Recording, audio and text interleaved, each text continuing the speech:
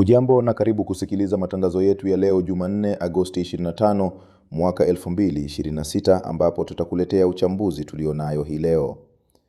Ujumbe wa waangalizi wa utekelezaji wa makubaliano ya kusitisha mapigano kati ya vikosi vya DRC na waasi wa M23 wanaoungwa mkono na Rwanda umeanza kazi ikiwa ni hatua ya kufanyika chini ya mkataba wa amani wa Qatar uliotiwa saini mwaka uliopita.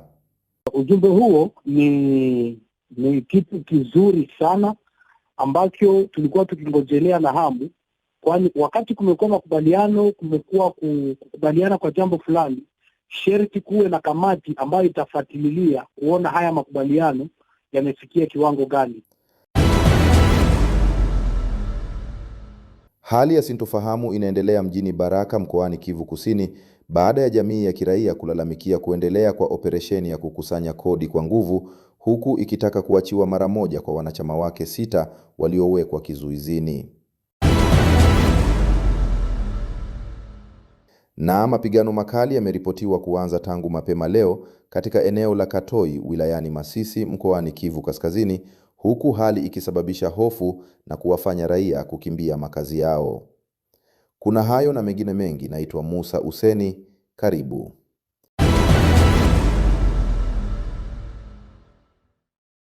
Na sasa tuangazie kwa kina taarifa zetu. Ujumbe wa waangalizi wa utekelezaji wa makubaliano ya kusitisha mapigano kati ya vikosi vya DRC na waasi wa M23 wanaoungwa mkono na Rwanda umeanza kazi ikiwa ni hatua ya kufanyika chini ya mkataba wa amani wa Qatar uliotiwa saini mwaka uliopita. Awali Abedi Jadelakuwa alifanya mahojiano na Ezahi Katasi kutoka Beni, DRC. Yeye ni mchambuzi wa masuala ya kisiasa. Abedi alimuuliza kama ana mtazamo gani kuhusiana na mchakato huo wa amani. Ezahi Katasi alianza kwa kutoa mtazamo wake.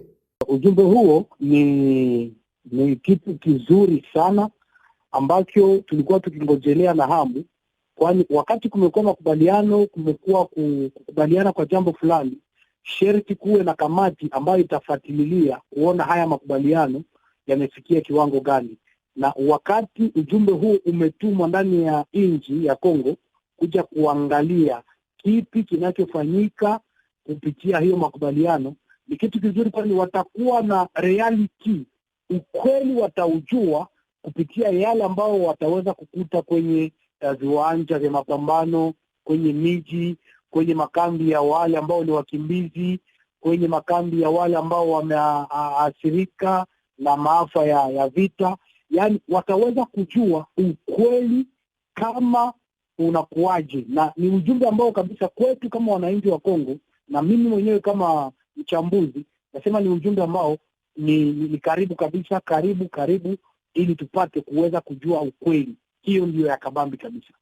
Pande zote mbili zinapotuhumiana kwa ukiukaji wa makubaliano, unadhani ni upande gani una maslahi zaidi katika kuvuruga usitishaji huu wa mapigano, na kwa nini?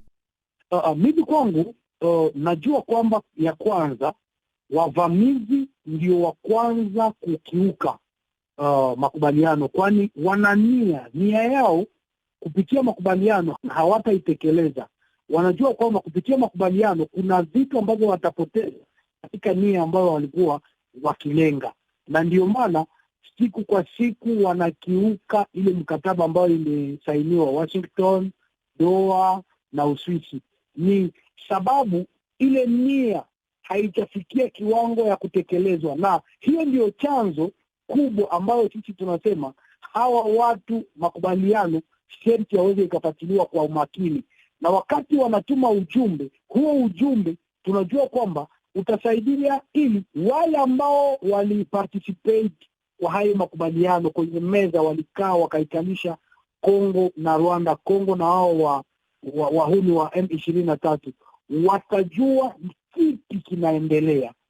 Umejua wao wamekuwa na tatizo na zoezi, wamekuwa na zoezi ya kutumia mitandao, ya kutumia redio ili waweze wakapitisha sauti yao kwa urahisi na waweze wakasikika, iwe kama ni wao ndio wanazofika ndani ya mikataba. Lakini kwa undani na kwa kweli ni Kongo ndio inazofika, ni Kongo ndio inapata majeraha wakati kuheshimia hiyo makubaliano haikuweka ngambo ya hawa watu wa M23. Sasa unadhani kwa mtazamo wako, pengine ujumbe huu una uwezo wa kuzuia mapigano kurejea mashariki mwa Jamhuri ya Kidemokrasia ya Kongo, au utakuwa kama ujumbe mwingine tu wa uchunguzi usio na nguvu ya kulazimisha utekelezaji? Ndio, ujumbe ni wa muhimu sana, kwani ujumbe utakuwa umejua kipi kinachoendelea ndani ya nchi ya Kongo. Makubaliano yamekuwa ndani ya nchi ya kigeni, na wote ambao waliparticipate kwa hayo makubaliano wamebaki ndani ya nchi zao. Wakongomani na M23 wamerudi katika nchi ya Kongo. Kama ujumbe umewasili, ni ili uweze kujua nini kinaweza kikafanyika tena, ili tuweze tukasonga mbele kwa kutafuta amani ambayo inadumu, na kipi kinaweza kikafanyika kwa nafasi ya kwanza, kwa nafasi ya pili, kwa nafasi ya tatu. Kwani unajua makubaliano hayaishii kwenye vikaratasi. Kuna mambo mengi ambayo yanafuata kisha makubaliano. Kuna kuchunguza makubaliano haya yamepana ideas gani kwa mapande yote mbili, kwa vikundi vyote viwili, yani kwa Kongo na kwa wahuni wa M23. Kipi raia ambayo iko ndani ya maeneo ambayo imekaliwa na M23 inayo kama mafikiri kuhusu haya makubaliano, inaona namna gani haya makubaliano yanaweza yakaleta amani ama yanaweza yakaongeza vita. Hao ambao ni wapiganaji, nini ambayo itaweza ikatokea kisha makubaliano? Wataingizwa jeshini, watapokonya silaha, watawekwa wapi, wanaweza wakaenda wapi? Kama ni wageni watarudi namna gani? Yani hiyo ujumbe ina mission kubwa kabisa ndani ya East ya Kongo, na hiyo mission tunazali kwetu sisi kama Wakongomani, sheri tuweze tukawapatia taarifa ambazo ni za kweli, na wao kama wanao sindikiza hiyo ujumbe waweze wakatwala yale ambao ni ukweli na waifikishe kwa ngazi za juu, ili ngazi za juu ziweze zikajua kipi kinaweza kikafanyika kiisha kusaini hiyo mikataba. Kwani tukabaki kwenye mikataba tutakuwa tunarudi nyuma, tunarudi kwenye mikataba ya Sun City, mikataba ya Afrika Kusini, mikataba ya wapi, itakuwa Gaborone, itakuwa haituletee kitu ambacho kitaweza kikadumu. Kwani kwa sasa mkongomani kile ambacho anataka ni amani ambayo inayodumu. Kama Rwanda imezoea kuchochea vita ndani ya Kongo, kama kuna vikundi ambavyo vinatatiza usalama ndani ya Kongo, tuweze tukajua yote haya yamekwisha, tunaanza maisha mapya, na raia waweze wakakaa kwenye vijiji vyao, kwenye miti yao na amani na usalama, kwani bila usalama hakuna chote ambacho kinaweza kiendelea. Na kwangu yale ambayo naweza nikapana kwa Wakongomani, wawe tena macho zaidi. Serikali ya Kongo isiishie tu kwa kusema tumekuwa na ujumbe, tumetulia, ujumbe utafanya kazi. Kweli ujumbe utafanya kazi yake kwa kiwango fulani, sherti na serikali ifanye kazi yake kwa kiwango fulani. Kama M23 itakuwa haitaheshimu mikataba, haitaheshimu ujumbe, haitaheshimu message za ujumbe, sherti serikali ya Kongo iheshimu yale ambao watasema wakiwa makini, kwani hawa watu ni wajanja. Wakati wanaona kuna maujumbe ambazo zinakuja, wanatafuta njia ambayo inaweza ikaweka tena vurugu, ili waweze wakachongea serikali kuwa ambayo inafanya hiyo vurugu. Sherti serikali na jeshi wawe makini zaidi, ili tuweze tukapata kunufuika, yani kupata fursa ya kuona hiyo ujumbe imebeba yale ambayo tunaweza tukaita ideas na maneno ambayo ilikuta kwenye maeneo ambao walifika na wamezipeleka kwenye ngazi za juu, na tuhakikishe kwamba yale ambao watabeba waweze wakaifikisha na imefika kwa wale ambao ni wahusika, isije ikaishia njia na tuweze tukawaza kwamba ujumbe umetoka umepeleka alafu hazifuatiliwe. Itakuwa ni jambo ambalo litaturudisha nyuma kabisa na haitatufikisha kwa amani inayodumu, kwani ndio nia na ndio need ya mkongomani wote ndani ya nchi ya Kongo. Mikataba imesainiwa mingi zaidi bila mafanikio nchini Jamhuri ya Kidemokrasia ya Kongo. Je, unadhani swala la M23 na uhusiano wake na Rwanda linaweza kutatuliwa kupitia diplomasia pekee, au bado kuna haja ya hatua za kijeshi na shinikizo la kimataifa Izai? Unajua, mikataba imesainiwa mingi kabisa na Rwanda ili amani iketi ndani ya nchi ya Kongo na nchi ya Rwanda. lakini Rwanda inayo nia mbaya na nchi ya Kongo sababu ya eneo, sababu ya udongo. Na kwangu mimi nadhani ya Kongo haiishii tu kwa mkataba. Ndio maana nimesema Kongo iwe makini, isiwe na akili ya kusema mkataba umesainiwa, kuna ujumbe ambao umekuja na inaishia hapo. Sherti tuweze tukafuatilia na kuangalia zaidi, kwani hizi wakati ambazo zimekuwa kama pumziko kwenye viwanja vya mapambano, sherti tuweze tukaangalia jeshi eneo gani kuna uzembe, na huo uzembe uweze ukaisha. Eneo gani hakuna vifaa, hivyo vifaa viweze vikatayarishwa. Kwani wanasema ukijua kwamba vita unaweza ukaishinda, unaitayarisha mbele ya wakati, kabla vita haijafika. Tusiwe tukashtushwa hiki kinatokelea, alafu tuweze tukasema namna gani tutatembea kwa hiki kitu. Sharti tuwe watu ambao wanapangilia kitu kabla hakijafika, itakuwa ya muhimu sana.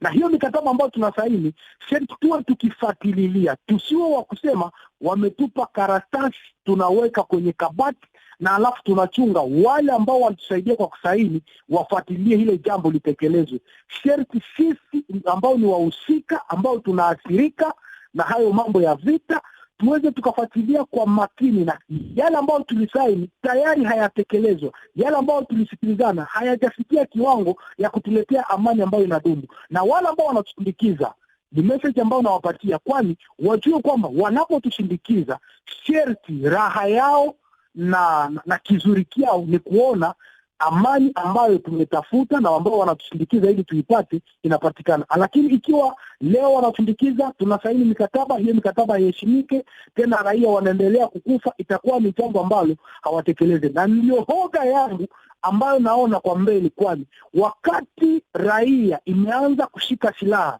na wanapewa kikundi jina za wazalendo, jina hizi za wamaimai, jina ya autodefense, inakuwa ni hatari ambayo inaweza katuingiza kwenye mambo ambayo isiyowezekana. Wakati watu watachoka na mikataba ambayo hailete suluhisho, nadhani inaweza ikazaa vita ambavyo kusitisha inaweza ikakuwa kugumu. Na ndio maana kungazi za juu ya ulimwengu wa mataifa, kungazi za ulimwengu wa Afrika, Muungano wa Afrika na Muungano wa Gralak waweze wakafuatilia hii jambo kwa karibu.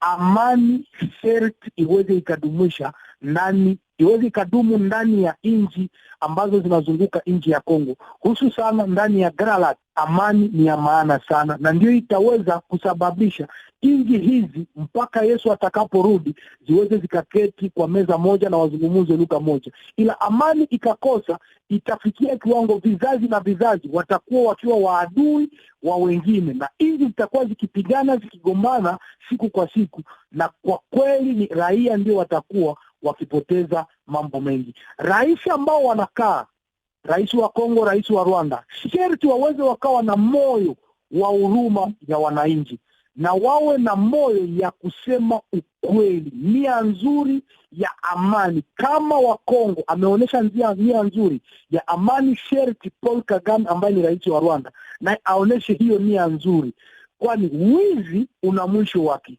Na wakati mtu ameleta vurugu, kuna watu ambao walikuwa na ubeberu ndani ya nchi za Afrika, ndani ya nchi za Asia, lakini leo wameisha na nchi zao zimerudi nyuma, sababu tu ya viongozi ambao hawakutambua kwamba sherti wafanye amani na watu wote ambao wanazunguka.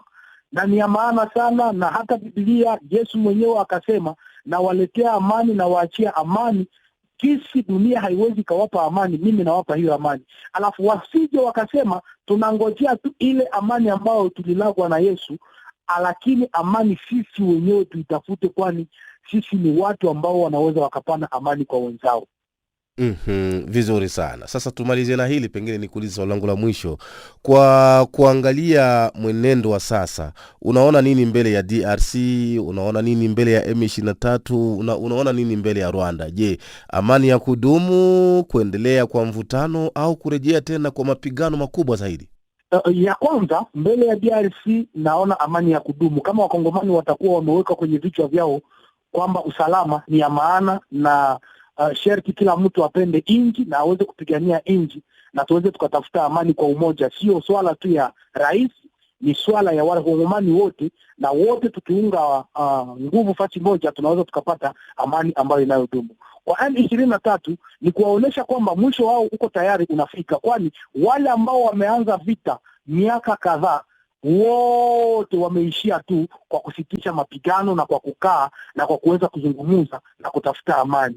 Ikiwa wale ambao wameanza ndani ya RCD Goma, wamekuja ndani ya CNDP, wameingia ndani ya M23 ya kwanza, wako tena ndani ya M23 ya pili, wajue kwamba kina mwanzo kina mwisho, sherti muda wa amani umefika. Rwanda ni kuambia kwamba wakati wa amani umefika, na kama hawapendi kufanya amani ni nje yao ambao wanatia ndani ya matatizo, kwani hawatakuwa tu na tatizo na Kongo, watakuwa pia na tatizo na nchi zingine, kwani nchi zingine zinaona yale ambayo yanafanyika ndani ya Kongo. Nchi kama Burundi, nchi kama Uganda zinaona, nchi kama Tanzania, nchi kama Kenya zinaona yale ambayo yanafanyika ndani ya Kongo, na zinajua ni nani ambao wanatatiza Wakongomani. Alafu Wanyarwanda sherti waweze wakaongoza mafikiri yao kimbali wa kuangalia namna gani wanaweza wakachange namna yao ya kuishi na wale ambao wanawazunguka. Inaweza ikaleta amani ndani ya Afrika na ndani ya ulimwengu. Wapende wasipopenda, sherti amani itadumu, ingawa itakula muda, kama vile mzee Laurent Desire Kabila alikuwa akisema, kuna siku vita vitarudi mahali ambapo vilitoka. Wasije wakarudi ndani ya vita vya kimbari vya kinyama ambavyo vilionekana wakati ya miaka 1994 ndani ya nchi yao, sababu tu ya vitu vidogo vidogo ambavyo rais wao hapendi kutekeleza. Sherti wao, kama kuna vikundi vya makanisa, kuna vikundi vya society civil ndani ya nchi ya Rwanda, waweze wakakaa kwa meza moja, wakaonesha rais kwamba hawa ni watu wanastahili amani, hawa ni watu wanastahili kuishi nao vizuri, ili sote, kama kuna mali ndani ya Kongo tuweze tukaikabula pamoja, kama kuna raha ndani ya Kongo wale ambao wanatuzunguka waone ile raha na waweze wakaikula vile na Wakongomani. Isije hiyo vitu vyote ambavyo viko ndani ya Kongo viwe ni chanzo cha tatizo ya Wakongomani. Ikiendelea hivyo, ndiyo shida ambayo inaweza tokelea kwa mbele na kuweza kuleta vurugu ambayo itaenda ndani ya ulimwengu mzima, kwani nchi za Ulaya ziweze zikajua kwamba vita ambavyo viko ndani ya kati ya Ukraine na Russia ni vita vidogo, lakini vile ambavyo viko ndani kati ya Kongo na Rwanda ni vita vikubwa, kwani ni hao ambao ni wazungu wanao kampuni kubwa kubwa ambazo zinabeba asilimali ya Kongo ndio wanachochea, na ikifika kiwango hizo nchi kubwa kubwa wote wanajikuta ndani ya Kongo, wataweza kapigana ndani ya Kongo na waweze ikalamusha vita ya tatu ya ulimwengu.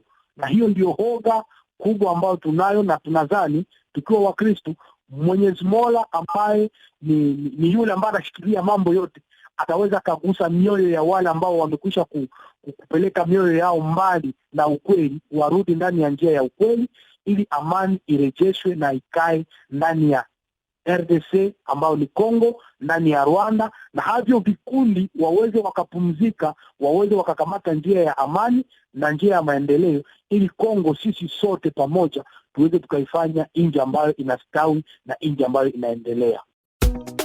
Kwa habari za haraka, za kina na za uhakika kutoka Jamhuri ya Demokrasia ya Kongo na zile ambazo zinamgusa kwa Mkongomani aliye nje, usikose kusikiliza JCTV. Usikose pia kusubscribe, comment, like na kushare. JCTV ni jicho lako.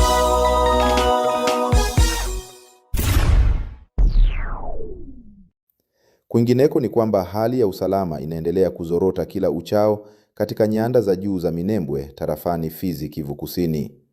Mkuu wa tarafa la Fizi, Kalonji Badibanga Sami, anatoa tathmini. Usalama ndoko ndani ya tarafani Fizi inabaki tatizo kidogo. Leo siku ya pili tarehe 25 mwezi wa Agosti mwaka wa 2026, jana siku ya kwanza tarehe 24 mwaka tunao mu village mu kijiji ya Kanguli mu groupement ya Basilocha mu sekta ya Tanganyika. Jeshi letu la taifa FARDC yenye kusaidiwa na wa VDP wazalendo walijitahidi kwa kupikana na Red Tabara Turaneo FNL Zaba Mpema wenye kujiunga na jeshi la Rwanda ya AFC M23. Mapambano hizi ilipitikana mukijiji ya Kanguli na jeshi letu iliwahi kukamata mateka wana memba wengi sana wa jeshi la Rwanda, kukamata masilaha za kutosha za vita pamoja na masase za kutosha za maizi masilaha za jeshi la Rwanda. Kamanda mkuu wa operation ya Sokola D Sud Kivu, kamanda Colonel Michel Apako alisema ya kwamba jeshi letu la Kongo inabaki imara, itafanya nguvu yote ya kutetea mazingira ya tarafani Fizi na kandokando, kwa kusaidia wakaaji wote wa tarafani Fizi wenye kuishi ndani ya tarafani Fizi, makabila zote za kuishi pamoja kwa kushirikiana na kuleta amani ndani ya tarafani Fizi bila ubakuzi wa kabila na bila ubakuzi wa rangi. Jambo ingine ni kusema ya kwamba delegation ya MONUSCO zenye kutuma na Umoja wa Mataifa kwa kuchunguza mzuri utulivu wa masilaha ngambo na ngambo ya jeshi la Kongo FARDC yenye kusaidiwa na VDP Wazalendo na kungambo ya AFC M23 yenye kujiunga na Turaneo Retabara FNL Zabampema.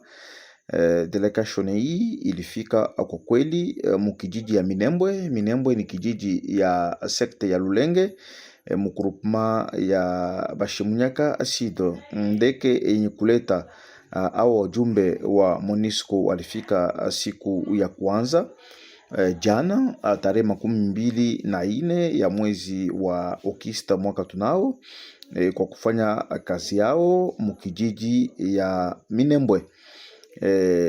Tunachunga tuone namna kani hii kazi ilivyo otembea.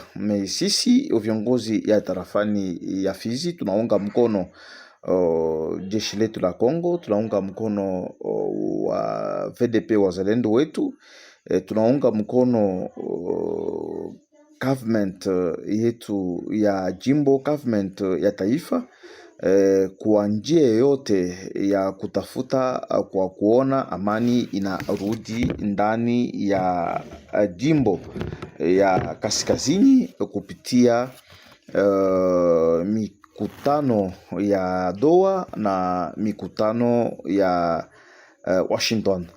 Na ndio maana tunaomba kwa kabila zote zenye kuishi ndani ya tarafani Fizi, wakuwe Wabembe, wakuwe Wafuliru, wakuwe Wajoba, wakuwe Wabuyu, Waashi, Waluba, Wanyindu, Wanyamurenge, kwa kusema ya kwamba tunapenda amani ikuwe ndani ya makabila zote, na tuna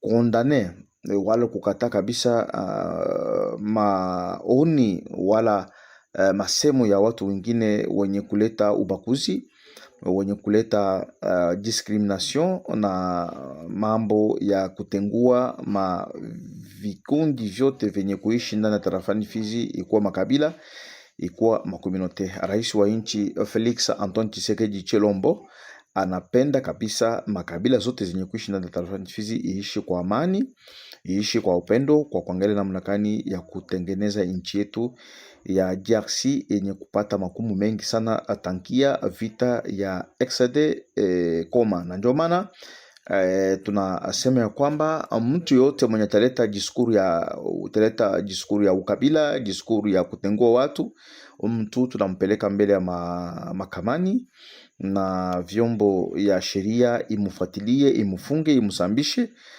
kujua ya kwamba kwa nini analeta hizi mambo za ukabula vijiji, kukabula watu, kukabula makomunote zote zenye kuishi ndani ya tarafani Fizi. Tunaendelea kukusogezea taarifa zetu. Mapigano makali yameripotiwa kuanza tangu mapema leo katika eneo la Katoi wilayani Masisi mkoani Kivu Kaskazini, huku hali ikisababisha hofu na kuwafanya raia kukimbia makazi yao. Kwa mujibu wa vyanzo vya ndani, mapigano yamezuka kati ya wapiganaji wa AFC M23 na makundi ya wazalendo katika eneo la Katoi. Inadaiwa kuwa mashambulizi yalianza majira ya saa 11 alfajiri ambapo M23 ilishambulia maeneo kadhaa yanayodhibitiwa na wazalendo. Vyanzo hivyo vinaeleza kuwa maeneo ya Muhairwa, Bukumbirwa, Nkokwe na Mulema yamekumbwa na mashambulizi ya silaha nzito pamoja na ndege zisizo na rubani zinazotumika kwa mashambulizi. Hali hiyo imesababisha raia katika maeneo hayo kukimbia makazi yao kutafuta usalama. Ripoti za hivi karibuni pia zinaonyesha kuwa Katoi imekuwa miongoni mwa maeneo ya Masisi yanayokumbwa na mapigano kati ya M23 na vikosi vinavyoiunga mkono serikali ya DRC. Hata hivyo, taarifa kuhusu kiwango cha mapigano na udhibiti wa maeneo hayo bado zinatoka zaidi katika vyanzo vya ndani na hazijathibitishwa kwa kujitegemea. Na mwishowe, hali ya sintofahamu inaendelea mjini Baraka mkoani Kivu Kusini baada ya jamii ya kiraia kulalamikia kuendelea kwa operesheni ya kukusanya kodi kwa nguvu, huku ikitaka kuachiwa mara moja kwa wanachama wake 6 waliowekwa kizuizini. Jamii ya kiraia mjini Baraka imesema inalaani vikali kuendelea kwa operesheni ya ukaguzi na ukusanyaji wa kodi inayoendeshwa na serikali ya mkoa kupitia Depemere Baraka Fizi. Katika taarifa iliyotolewa Agosti 24, jamii hiyo pia imelaumu kukatika kwa huduma za simu na internet pamoja na kutotekelezwa kwa baadhi ya ahadi za miradi ya maendeleo. Kwa mujibu wa jamii hiyo, wanachama wake 6 walikamatwa Agosti 14 baada ya kupinga operesheni hiyo na sasa wanashikiliwa katika gereza kuu la Uvira. Jamii ya kiraia inadai kuwa hatua hiyo ni ya kiholela na inakiuka haki za msingi, huku ikitaka kuachiwa kwao bila masharti na kusitishwa kabisa kwa operesheni ya ukusanyaji wa kodi kwa nguvu. Aidha, imewataka wananchi wa Baraka kubaki watulivu, waangalifu na kuendelea kudai haki zao kwa njia za amani, huku ikiitaka serikali kuchagua njia ya mazungumzo na utawala wa uwazi. Ni mwisho wa habari zetu kutoka JCTV. Naitwa Musa Useni. Kwa heri kwa leo.